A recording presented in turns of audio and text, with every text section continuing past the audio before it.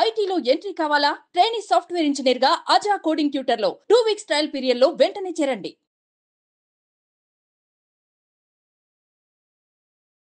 ప్రభుజీ హరే కృష్ణ.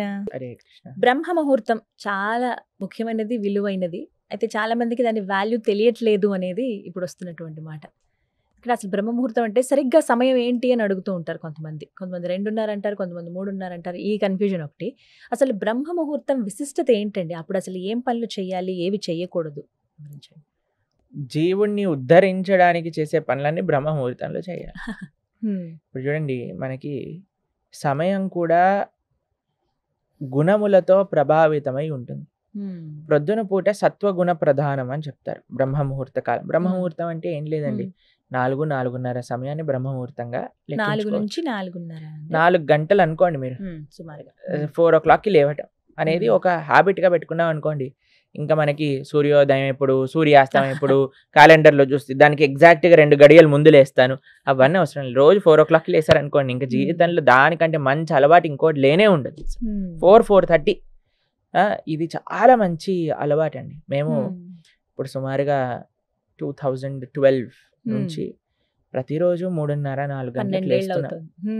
కాబట్టి మాకు తెలుసు ఆ అనుభూతి. ప్రొద్దున పూట బ్రహ్మ ముహూర్తంలో లేచి ఆ సాధన చేసుకోవటం, దానివల్ల వచ్చే శక్తి, దానివల్ల వచ్చే ఒక భగవద్ అనుభూతి, దానివల్ల మనకి లభించే ఒక పాజిటివిటీ, మానసిక బలము అనేది చాలా విశేషం.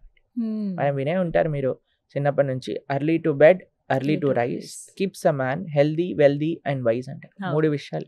ఎవరికి హెల్దీగా ఉండాలి అని ఉండదండి, ఎవరికి వెల్దీగా ఉండాలని ఉండదండి, ఎవరికి వైజ్గా ఉండాలని ఉండదండి. కాబట్టి ప్రొద్దున పూట లేవాలి. అంతేగాని మనం రాత్రంతా సీరియల్లు, సినిమాలు, వాట్సాప్లు చూసుకుంటూ ఉన్నాం అనుకోండి, ప్రొద్దున పూట లేవలేదనుకోండి, సూర్యుడు ప్రత్యక్ష దైవము అని అంటారు. భగవంతుడి యొక్క నేత్రములలో సూర్యుడు, చంద్రుడు ఉంటాడు.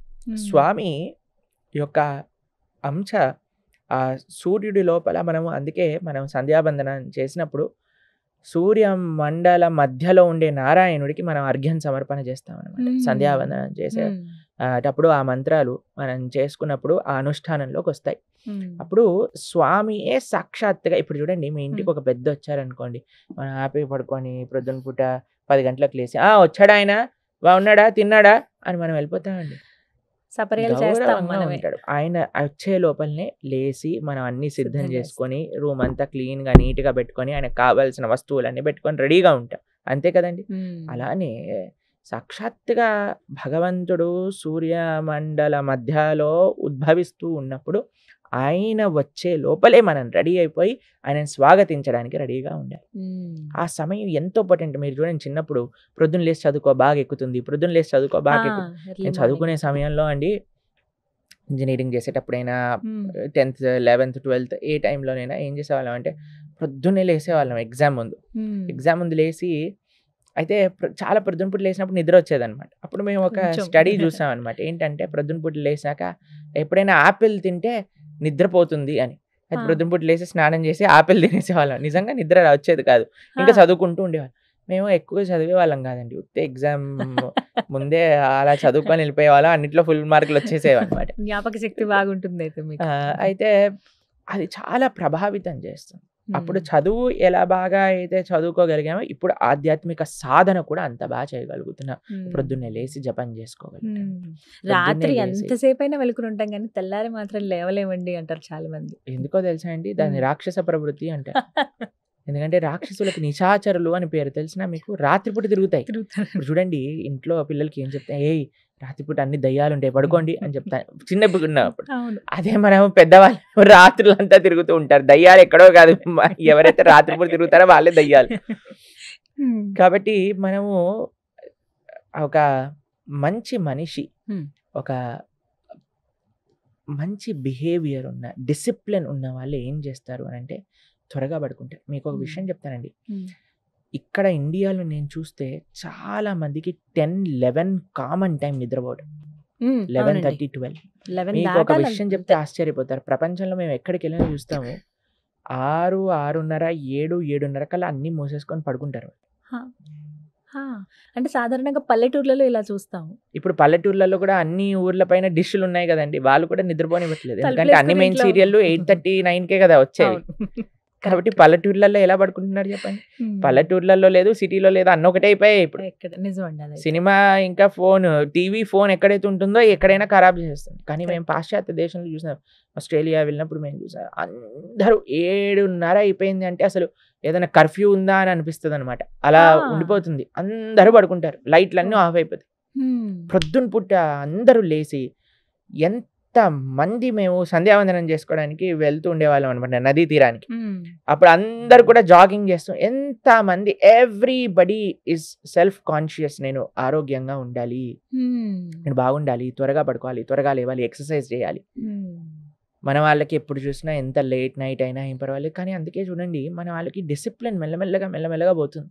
ఎందుకంటే మనం పాశ్చాత్య అలవాట్లు అని అనుకొని మనం ఇలా తయారైపోయాం, వాళ్ళు మాత్రం ఉద్ధరింపబడుతున్నారు. వాళ్ళు యోగా మెయిన్, అమెరికాలో అన్నిటికంటే మెయిన్ ఏంటి అంటే యోగా, మెడిటేషన్, కీర్తన్.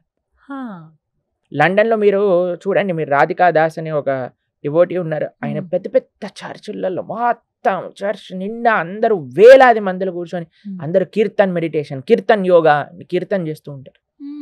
కీర్తన్, మెడిటేషన్, యోగా, ఈ 3 ప్రపంచ వ్యాప్తం అయిపోయాయి. అందరూ భారతదేశానికి ఈ 3 నేర్చుకోవడానికి వస్తున్నారు. మనవారు మాత్రం రాత్రిపూట ఓటీటీలో ఆ వెబ్ సిరీస్ చూసుకుంటూ టైం గడిపేస్తారు. ఏమైనా కొన్ని టిప్స్ చెప్పండి ప్రభు. ఎర్లీ మార్నింగ్ ఏం లేదు, ఫోన్ తీసి అవతల పడేయండి. 8:30 అయిందంటే ఫోన్ స్విచ్ ఆఫ్ చేసేసండి, ఏమి ప్రపంచం మునిగిపోదు నువ్వు ఫోన్ ఆఫ్ చేయటం వల్ల. అది గుర్తుపెట్టుకోవాలి. అందరు అనుకుంటారు, వామో నా ఫోన్ లేకపోతే, నేను ఫోన్ ఆన్సర్ చేయకపోతే, నేను మెసేజ్కి రిప్లై చేయకపోతే ఏమవుతుంది? ఏమీ అవ్వదయ్యా, ఏమీ అవ్వదు. మనం కంట్రోల్ కాదు, భగవంతుడు కంట్రోల్ చేస్తున్నాడు ఈ ప్రపంచానికి. ఒక టైం పెట్టుకోండి, వాట్సాప్లో స్టేటస్లో పెట్టండి. ఒక ఆయన చూసి, from today I'm not going to use WhatsApp for next 3 months అని పెట్టాడు. మళ్ళీ నెక్స్ట్ డేనే వాట్సాప్ స్టేటస్ పెట్టాడు అనమాట. అలా కాకుండా మీరు ఏం చేయాలంటే ఒక వాట్సాప్ స్టేటస్లో పెట్టండి, మీ డిస్ప్లే పిక్చర్ పెట్టుకోండి. ఏంటి అని అంటే, after 8:30 I will be not answering any of the messages and calls. కనీసం ట్రై చేయండి మీరు. మీకు ఒక విషయం చెప్తానండి, నిద్ర రాక చాలా మంది కష్టపడుతున్నారు ఈ రోజులలో. దాంట్లో డాక్టర్ ఏం చెప్తాడు తెలుసా అండి, కనీసం పడుకునే 1.5 ముందు నుంచి స్క్రీన్ చూడకూడదు అంటే. 12 hours. ఆ స్క్రీన్ వల్ల, స్క్రీన్ లో నుంచి వచ్చే ఆ లైట్ మనస్సుని హైపర్ యాక్టివ్ చేసేస్తుంది అనమాట, నిద్ర రానివ్వకుండా. అందుకే అన్నిటికంటే బ్యాడ్ హ్యాబిట్ ఏంటి అంటే, రాత్రి పడుకునే క్షణం వరకు ఫోన్ చూసి ప్రొద్దున లేవంగానే ఫోన్ చూడు. వెంటనే ఇంతకు ముందు ప్రొద్దున లేవంగానే చేతుని చూసుకొని మనం ప్రార్థన చేసుకుని, హరినామ స్మరణ, హరి అష్టకాన్ని చేసుకొని, భాగవత ఆచార్యులకు ప్రణామం చేసుకొని, భూదేవికి దండం పెట్టుకొని, ఇప్పుడు ఎవరికి దండం లేదు, ఫోన్కి దండం. అమ్మా ఛార్జింగ్ ఉందా లేదా, అమ్మో ఛార్జింగ్ అయిపోయింది, ఛార్జింగ్ తొందరగా పెట్టండి, ఏ మెసేజ్లు వచ్చాయో ఏమైందో, మొత్తం ప్రపంచాన్ని ఈయన నడిపేస్తున్నట్టుగా.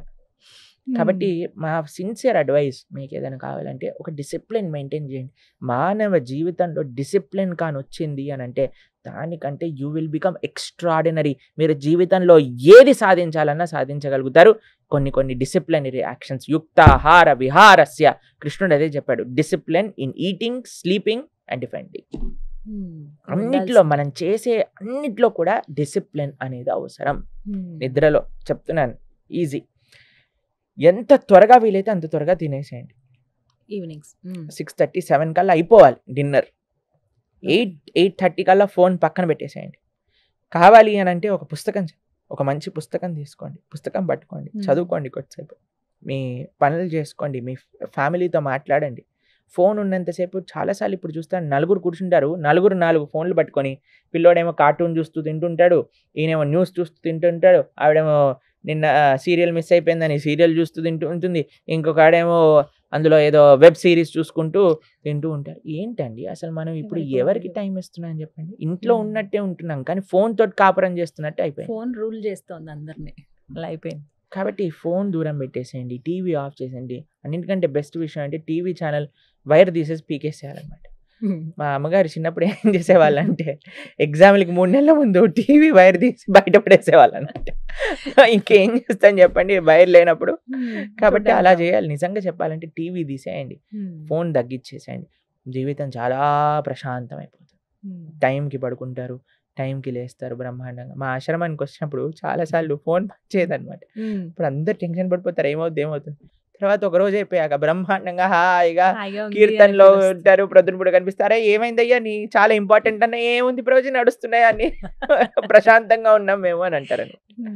కాబట్టి అంతా మన బ్రహ్మ ఆలోచన అంతే, అది ఏదో జరిగిపోతుందని. సో బ్రహ్మ ముహూర్తంలో లేవడం అలవాటు చేసుకుంటే చాలా మంచిది, చాలా మంచిది. ముఖ్యంగా పిల్లలకి అందరికీ మేము ఇచ్చే ఒక అడ్వైజ్ ఏంటంటే త్వరగా లేవండి, జీవితం చాలా మార్పు. ఒక నెల రోజులు సంకల్పం పెట్టుకోండి, నేను ప్రొద్దున పూట లేచి చూస్తానని. కొద్దిసేపు ఎక్సర్సైజ్ చేయండి, కొద్దిసేపు సాధన చేసుకోండి, కొద్దిసేపు చదువుకోండి, తర్వాత జాగింగ్ చేయండి, వాకింగ్ చేయండి, ఏదైనా చెయ్యండి, పడుకోకండి. అది ముఖ్యం. రైట్, చాలా చక్కగా వివరించారు ప్రభుజీ. హరే కృష్ణ.